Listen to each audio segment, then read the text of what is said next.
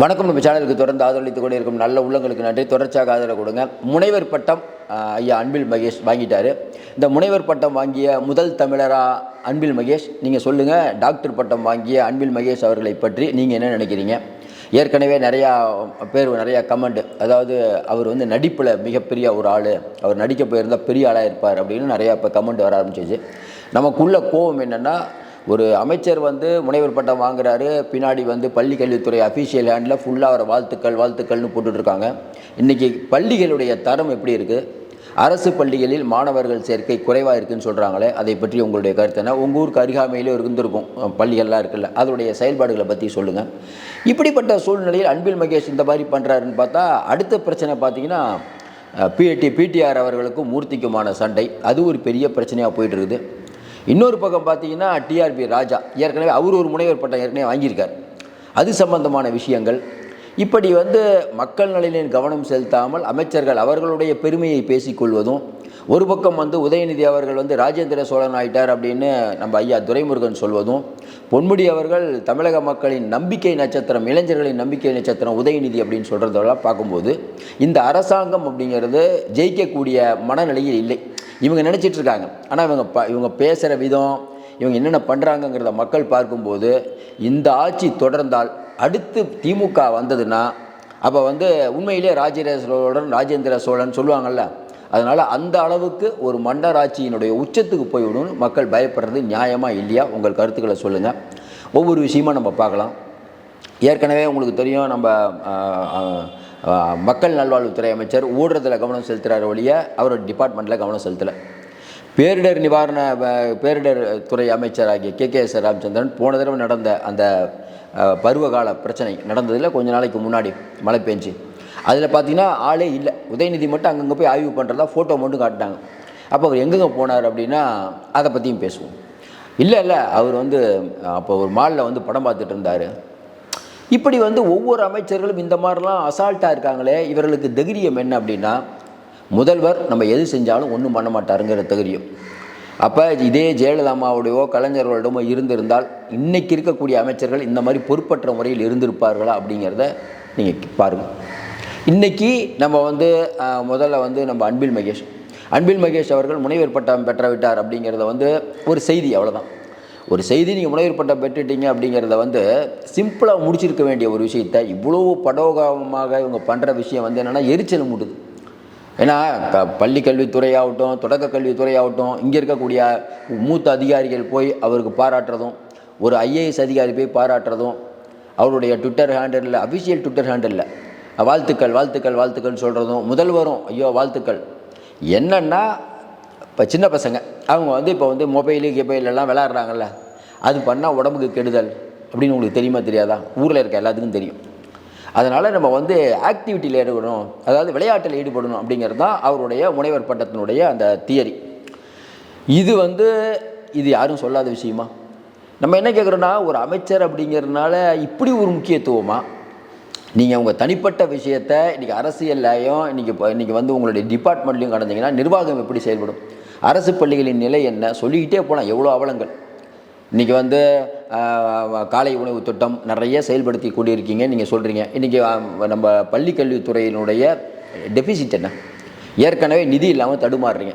நிறையா கட்டடங்கள் இடிச்சு விழுற நிலைமையில் இருக்குது. நிறையா கட்டடமே இல்லாமல் வெளியில் உட்காந்து படிச்சுட்ருக்காங்க. இப்படி தொடர்ந்து பள்ளி கல்வித்துறை சர்ச்சை தான்.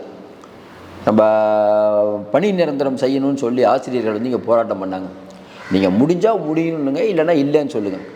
கடைசி வரைக்கும் அவங்கள வெயிட் பண்ண வச்சு, கடைசியில் சிந்தாகரிப்பேட்டையில் அவங்களெல்லாம் அடைச்சி, அந்த சின்ன பசங்க வெளியே நிற்கிறாங்க. அவங்க கதறக்கூடிய காட்சிகள்லாம் தொலைக்காட்சியில் வெளிவருது. அதுக்கப்புறம் முதலமைச்சர் தலையிடுறாரு. அப்போ என்னென்னா, அன்பில் மகேஷை யாரும் ஒன்றும் கண்ட்ரோல் பண்ண முடியாது. ஏன்? அவர் ராஜா வீட்டுக்கு கண்ணுக்குட்டி, முதல்வர் வீட்டிலே வளர்ந்தவர்ப்பா, ஒன்றும் பண்ண முடியாதுப்பா. அதனால தானே KA நேரு கூட சண்டைக்கு போக முடியுது உங்களால். KA நேரு எவ்வளோ பெரிய சீனியர், அவர் எழுத்து நீங்கள் எப்படி போகிறீங்க? அந்த ஊரில் என்ன பிரச்சனை? அப்போ உதயநிதியுடைய ரசிகர் மன்ற தலைவராக இருந்தால் நீங்கள் என்ன வேணால் பண்ணலாம் அப்படிங்கிற ஒரு விஷயம் தானே. இப்போ நாளைக்கு இவர்கள்ட்டே இப்போ இன்றைக்கி இருக்கக்கூடிய சூழ்நிலையில் இந்த 5 வருஷத்துக்கே இப்படின்னா, அடுத்த ஒரு 5 வருஷம்னா கொஞ்சம் யோசனை பாருங்கள். மக்கள் இதெல்லாம் பார்க்காமலே இருப்பாங்க.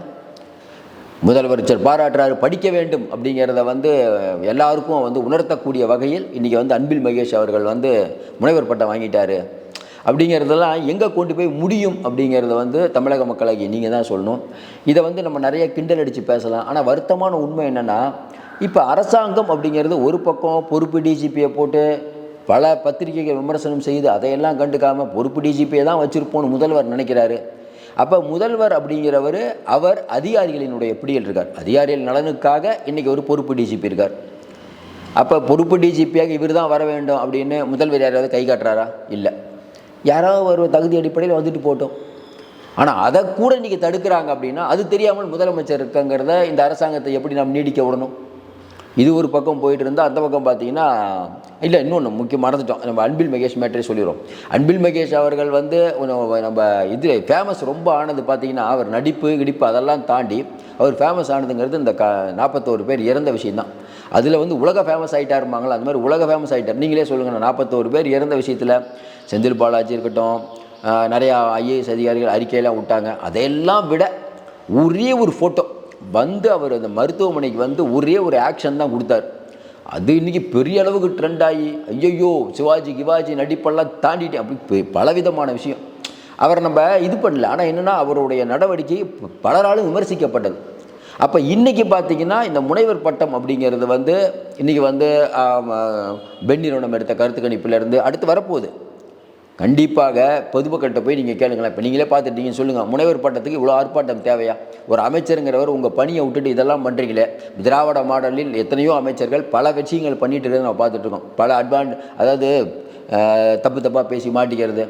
அந்த வரிசையில் இப்போது நம்மளுடைய அன்பில் மகேஷ் அவர்கள் முட்டு சந்துக்கு கூப்பிட்டு போக ஏற்கனவே நிறைய பேர் ரெடி ஆகிட்டாங்க. இதில் இன்னொரு அதாவது திமுகவுக்கு ஓட்டு போடக்கூடாதுன்னு மக்கள் முடிவு பண்ணுற நேரத்தில் இந்த மாதிரியான அட்ராசிட்டிகள் இன்னும் அவர்களை கோவப்படுத்தும். இது தெரியாமல் இவங்க பண்ணிகிட்டு இருக்காங்க.